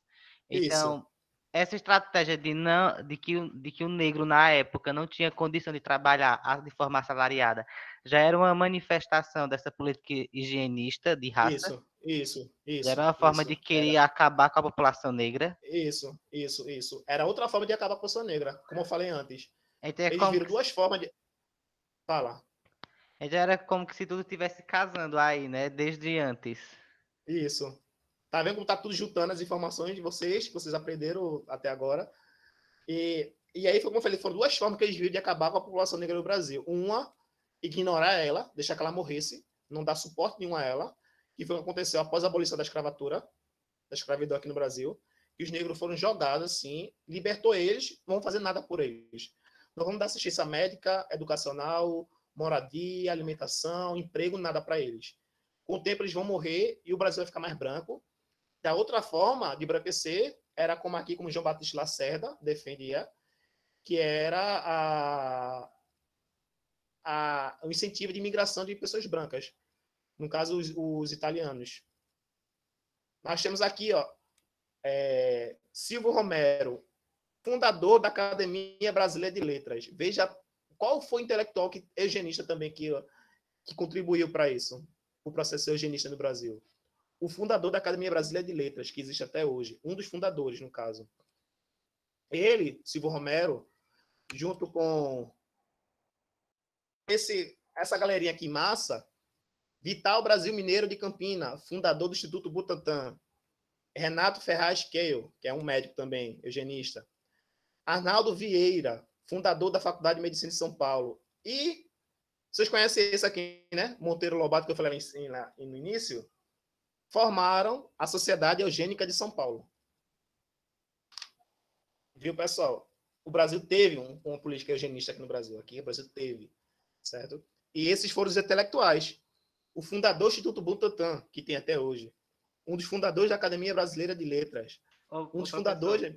Oi. Essa questão da higiene, ela foi tão forte também que remetia-se não só apenas à população negra, né? Mas também a outros grupos de pessoas que eram vistos como impuros socialmente, né? Isso, Tem um exemplo que é na história dos hospitais psiquiátricos. Aí tem o Hospital de Barbacena. Isso. O hospício, né, na época. Tinha até um trem que esses vagões eram cheios de pessoas direcionadas para esse hospício. Remetia muito à questão do nazismo, da questão dos campos de concentrações na Alemanha. Eu li um livro sobre esse hospício, que é o livro documental de Daniela Arbex. E ela retrata bem específica essa questão, nesse período. Aí é interessante como não só a população negra, mas tudo aquilo que não era o ideal de belo, de perfeito, a sociedade brasileira quis destruir. Porque a questão da eugenia não está só se referindo a pessoa ser negra. Também tem a questão da pessoa ser doente ou não. Tá entendendo? Se ela tem alguma deficiência ou não. Aí que retoma essa tua visão agora. Essa aqui foi ótima, essa informação que tu trouxe. A questão do holocausto que teve aqui no Brasil, né? No Hospital Psiquiátrico de Barbacena. Que era professor, tipo, eles diziam que aquelas pessoas eram impuras, a sociedade dizia que elas eram impuras pra estar ali, só tava sujando o local, que era pra ser pessoas ótimas. Tipo, tem um documentário no YouTube que fala sobre esse hospital, e tipo, o que eu assisti, tem entrevista dos médicos, de uma das enfermeiras, quer dizer, que ela contando lá com a maior tranquilidade o que tinha acontecido, como se fosse uma coisa super normal. O título do livro é Holocausto Brasileiro. E realmente foi um holocausto que ocorreu no Brasil e que a gente assim está tão alheio ao nosso conhecimento, porque eu só vim ter esse conhecimento recentemente. Foi que o William veio falando logo nisso. Acho ótimo isso de vocês. Vocês já são uma geração que estão mais engajada, a geração de vocês. E aí que vocês estão vendo que a sociedade sionista, essa empreitada, ela pegou todas as classes, vários grupos sociais, não só os negros, sabe? O foco principal é os negros, queria embranquecer. Mas quando pessoas tinham alguma doença, por exemplo, lepra, que eles colocavam lá, isolavam a pessoa e deixavam largada para lá, a pessoa para morrer, sabe? Que foi um caso do Holocausto Brasileiro, lá no Hospital Psiquiátrico Barbacena. E a gente teve todos esses intelectuais que contribuíram para essa formação, para criar esse imaginário social. Aí aqui tem um estudo feito por Carlos Antônio Costa Ribeiro, o livro Cor e Criminalidade. Ele analisou de 1900 até 1930 a questão dos processos jurídicos lá no Rio de Janeiro. E ele provou, ele percebeu que se uma pessoa negra e uma pessoa branca cometesse o mesmo crime, a probabilidade de uma pessoa negra ser condenada era muito maior do que uma pessoa branca. Ele provou isso. Ele viu todo, ele pegou todo, ele teve acesso a essas informações, certo? E de 1900 a 1930, na época que estava formando a Sociedade Eugênica em São Paulo, que eu acabei de mostrar a vocês. E aí que eu trago um conceito de Foucault, que é a produção do delinquente. Lembra quando eu falei no início, conhecimento é poder, que Foucault traz? Que a partir do momento que uma classe social dominante, ela introduz na sociedade um conceito, uma ideologia, uma forma de visão de mundo, ela consegue controlar aquela sociedade. E quando a gente tem uma sociedade racista, eugenista, a gente tem uma sociedade machista, homofóbica, ela acaba controlando os corpos, certo? Então ela vai determinando quem é criminoso e quem não é. Professor, Oi. tipo, eu escutei um podcast, o pessoal falando, tipo, um cara que tava pesquisando sobre esse assunto. Ele falando que a quantidade de negros inocentes que tem presos tá fora do gibi, quanto a sociedade demora para pesquisar, saber se ele é inocente ou não, tipo. E a experiência, tipo, chocante, porque não tem nenhuma prova, às vezes é só depoimento de um policial, diz, foi preso e pronto. E, tipo, também a gente vê isso quando acontece nos morros, como a polícia mata tanta gente negra. Isso. Entendeu? E, tipo, isso é revoltante. Isso mesmo que tá falando aí. O Brasil tem a 5ª maior população carcerária do mundo. Certo? O Brasil é muito racista, extremamente racista. E detalhe, só uma informação para vocês, como eu falei no início, que a concepção de raça vai depender, é uma concepção etnosemântica, vai depender de qual local. A concepção de negro que tem aqui no Brasil é diferente lá do Brasil, dos Estados Unidos. Consequentemente, a forma que o racismo é aqui no Brasil é diferente nos Estados Unidos. E é diferente lá nos países africanos, certo? Se você começar a ver como você vai ver que é violento, não deixa de ser violento. Mas a forma como eles enxergam o negro é diferente. Lá, se eu não me engano, nos Estados Unidos, basta uma pessoa ela ter só um parente negro sanguíneo, ele já não considera essa pessoa como sendo uma pessoa branca. Aqui no Brasil, para você considerar uma pessoa branca, tem toda uma questão fenótipa, né? Para dizer se a pessoa é branca ou não, que é o debate do colorismo que nós temos aqui. E esse debate do colorismo não é tido em todos os países, né? Porque o racismo aqui no Brasil já é estruturado de uma forma diferente. Aqui eu trago outra forma de racismo. Como eu falei para vocês, tem só um negócio ali, mas depois eu ajeito. Como eu falei para vocês, o racismo ele sempre existiu. E ele não só foi só para a questão de pessoas negras, também teve a questão de pessoas, a questão de justificativa religiosa, e aí nós temos aqui o antissemitismo. E temos o antijudaísmo, antissemitismo e sionismo. Eu não vou me deter tanto nessa explicar isso, porque é um debate tão complexo, que é complexo até entre eles, sabe, de ser debatido. Aqui tem um documentário aqui para vocês verem depois.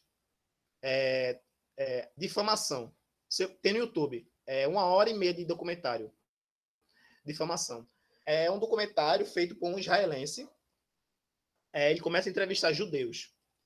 Mas judeus de lugares diferentes.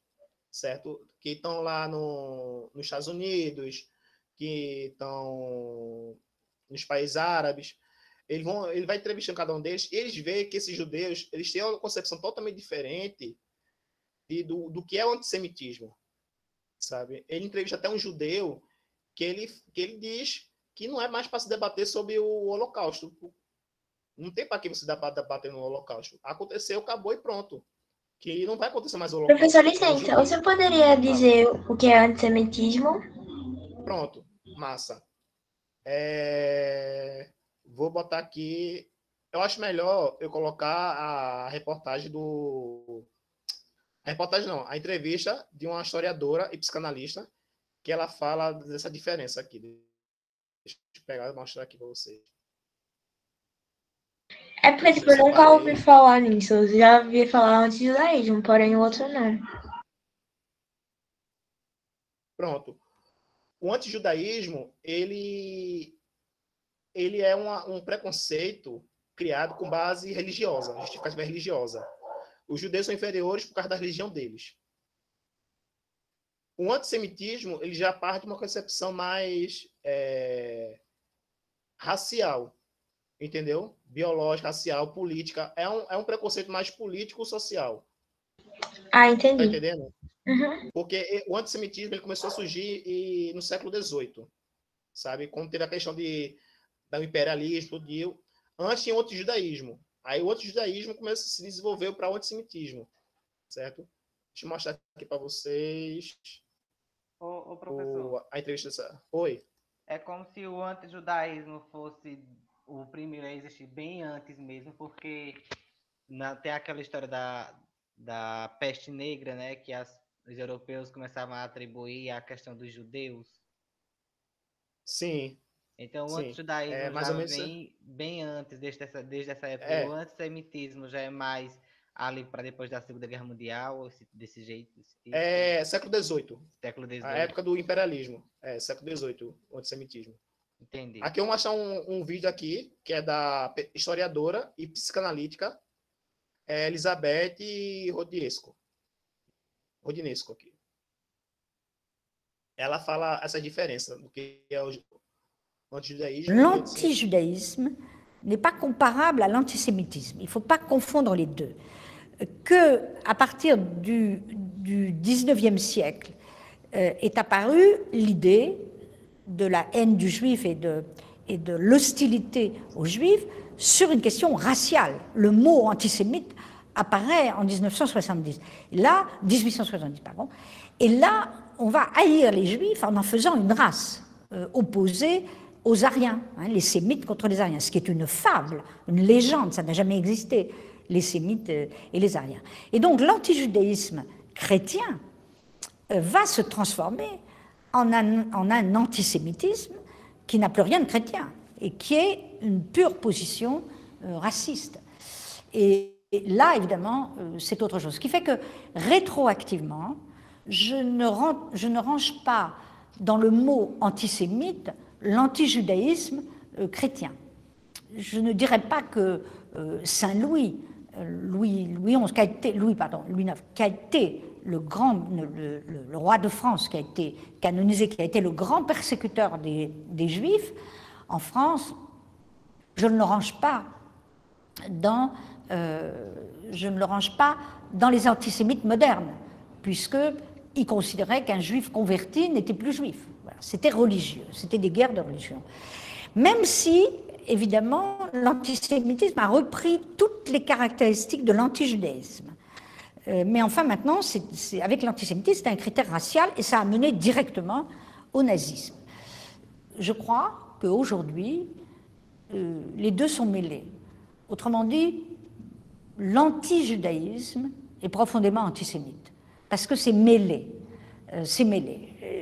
Dès qu'on entend des propos contre les juifs, même s'ils sont religieux, ça évoque l'antisémitisme.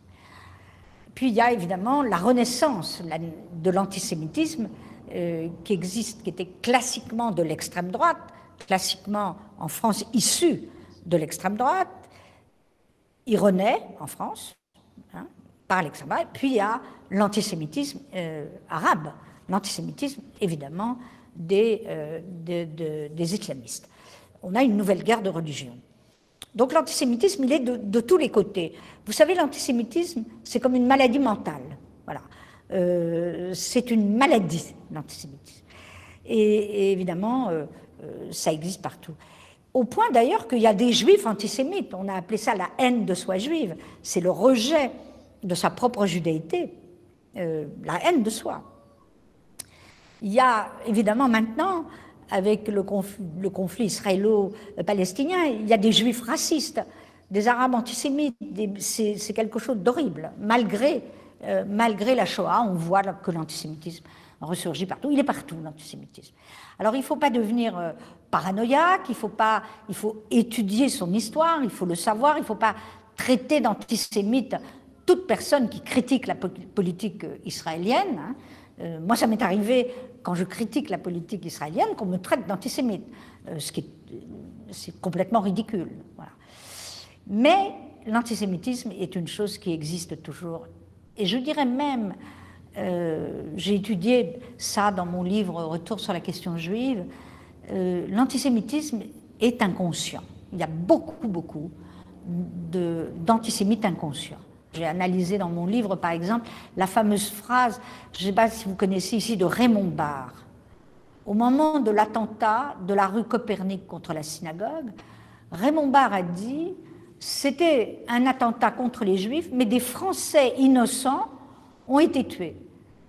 Voilà, il ne s'est pas rendu compte, mais, enfin, je ne sais pas s'il s'est rendu compte, mais évidemment, toute la presse l'a vu.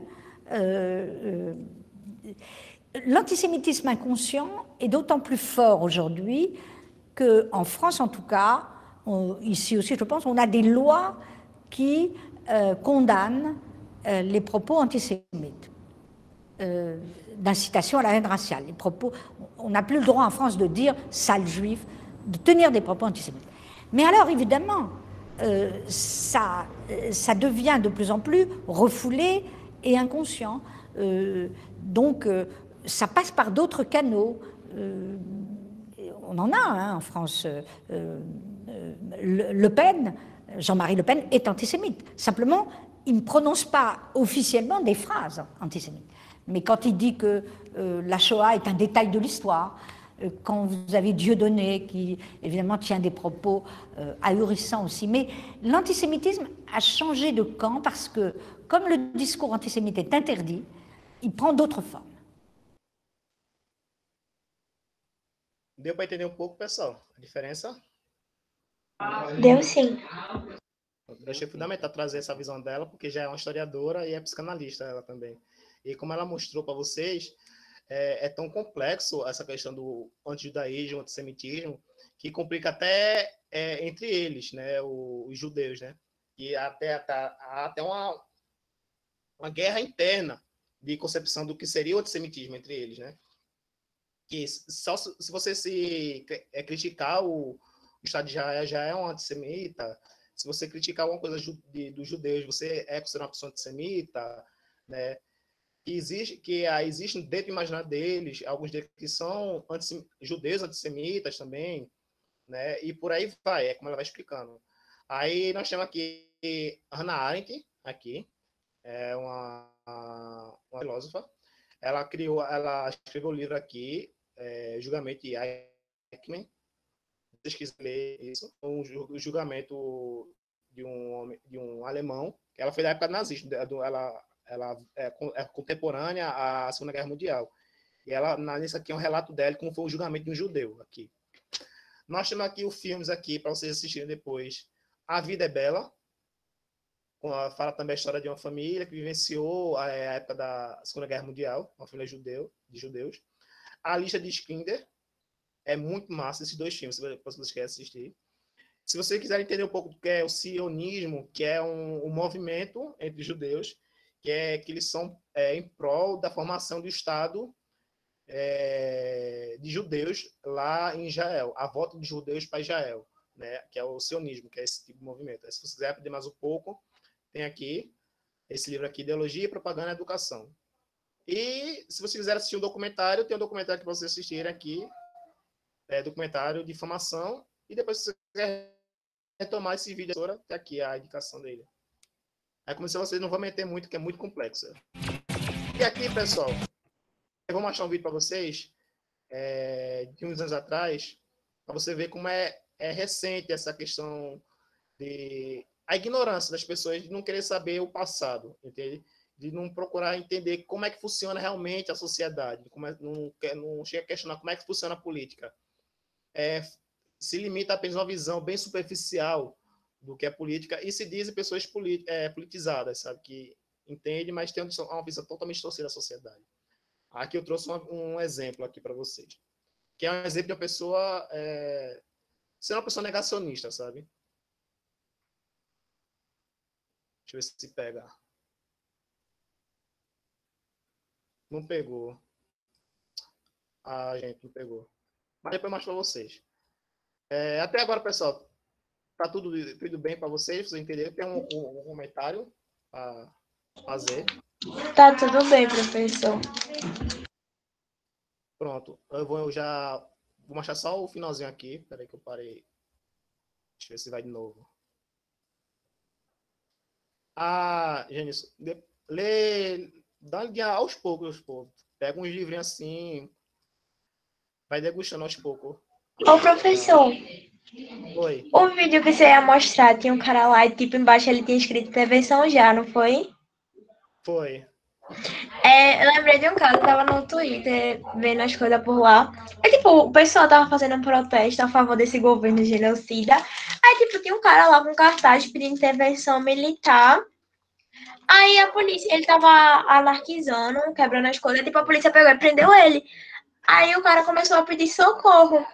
Aí o pessoal falando, mas tu não queria intervenção militar? É isso, intervenção. Você não pode opinar nada, não. Isso. Ainda foi bom que tu falou isso, Juliano, porque me lembrou um fato de que durante a ditadura militar, a ditadura civil militar, teve também programas higienistas também. Teve a Operação Tarântula, que foi para prender transexuais. Teve a Operação Sapatão, para prender mulheres lésbicas, certo? Foi bastante violento nessa época, sabe? A gente não sabe, é uma coisa que a gente não aprende na escola, né? A questão da homofobia, transfobia que existia na época da ditadura militar. E também existia isso. E a justificativa deles de tirar as pessoas homossexuais das ruas era porque nessa época estava tendo surto estava começando a ter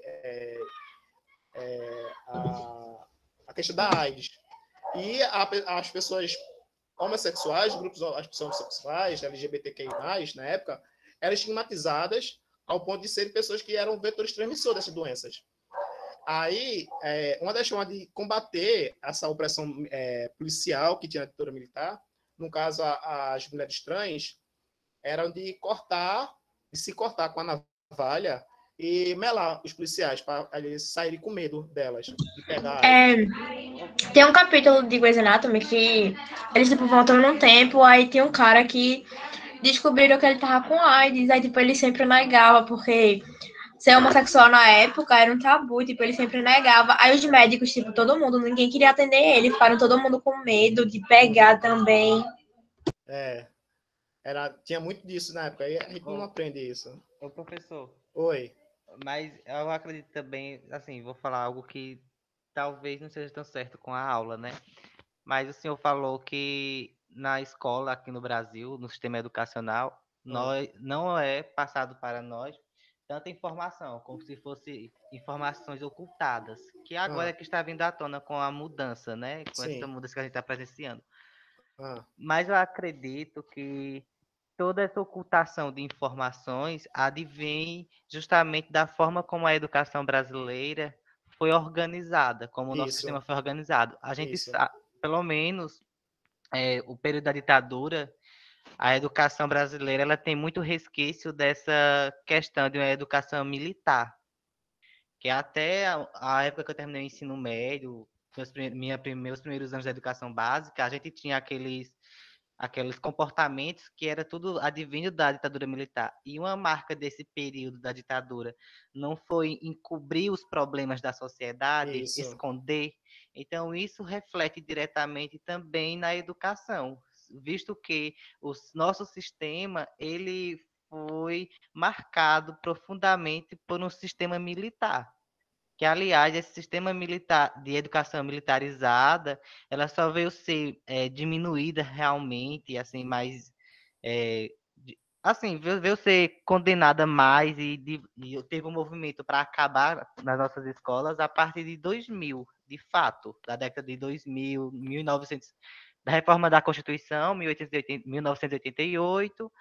Aí, a partir da Constituição e da década de 90, foi que começou uma política de mudança das nossas escolas, da educação, e a partir da década 2000 e até 2010, por aí, que a gente vê uma mudança, de fato, nessa questão das nossas escolas, da educação, do sistema. Mas até então, como nós temos um sistema pautado na educação militar, essas informações seriam com certeza encobertas, escondidas. Isso.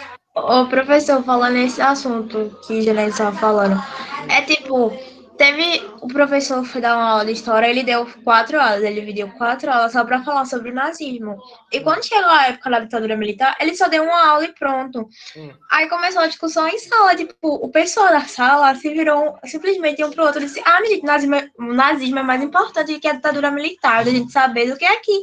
Mas saber pra quê? Tipo, ainda tem esse negócio que aconteceu na ditadura, ainda tem um reflexo nos dias de hoje.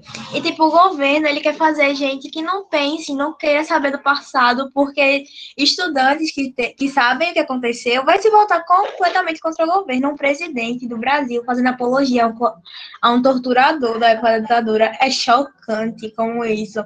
E, tipo, muita gente não sabe o que foi a ditadura, não sabe o que foi o AI-5 que estavam lá apoiando o Congresso, não sabe o que os torturadores fizeram.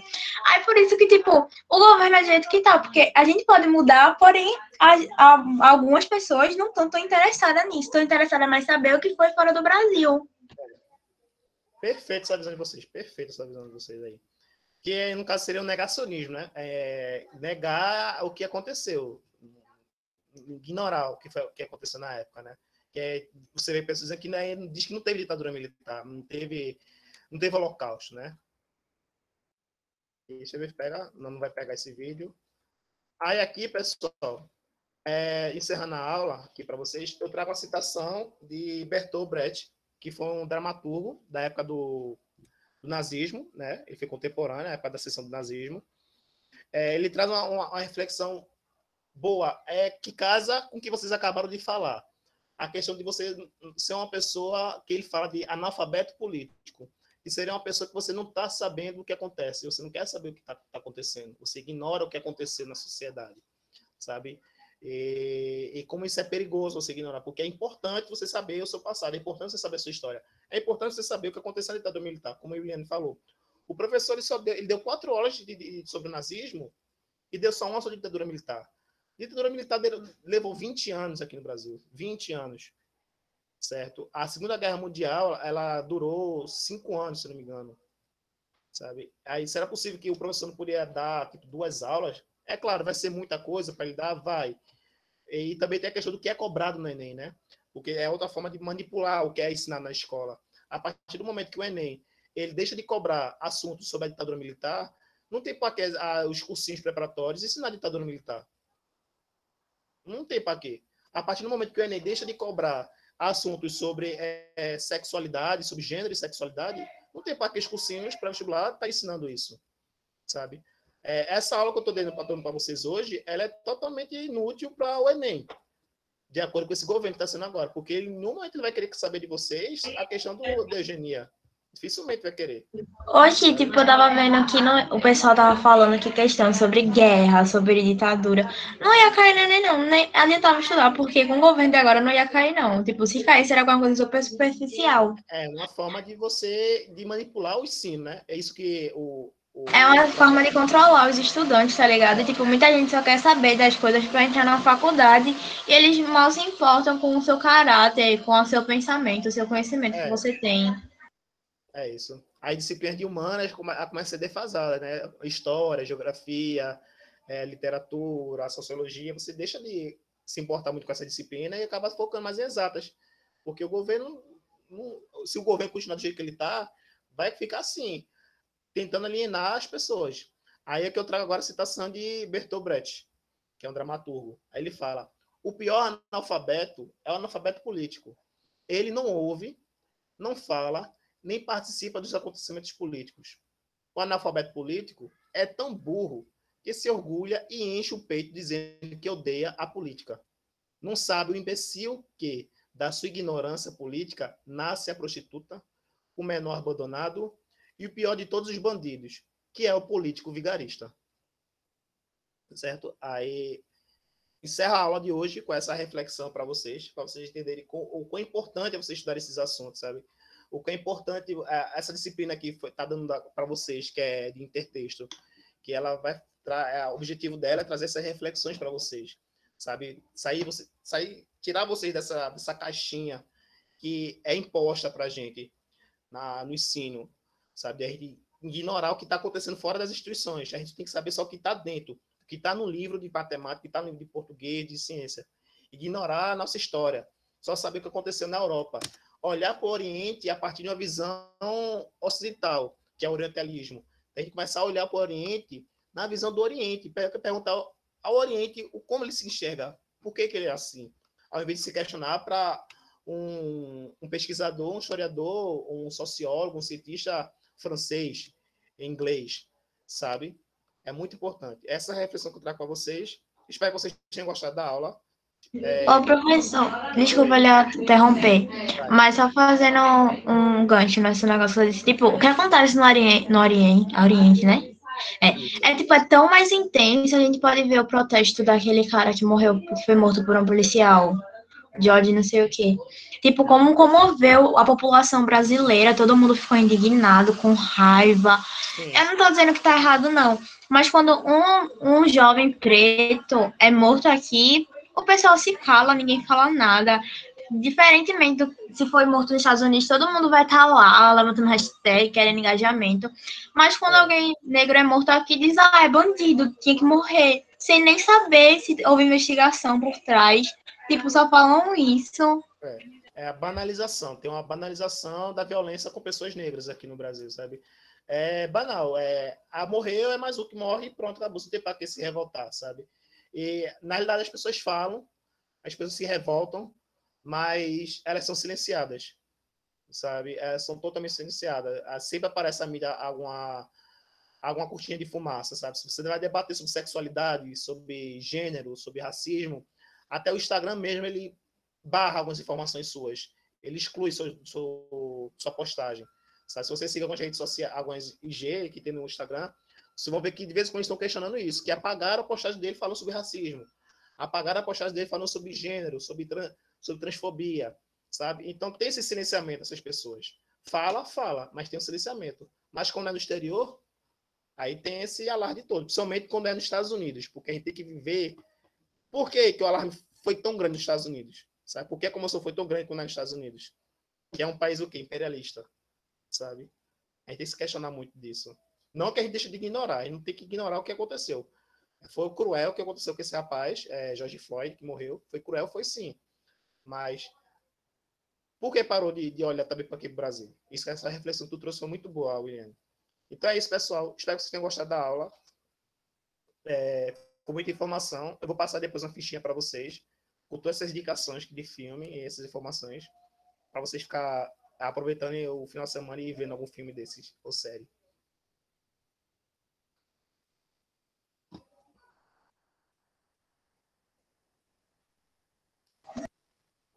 Professor, obrigada pela aula, foi ótima. Desculpa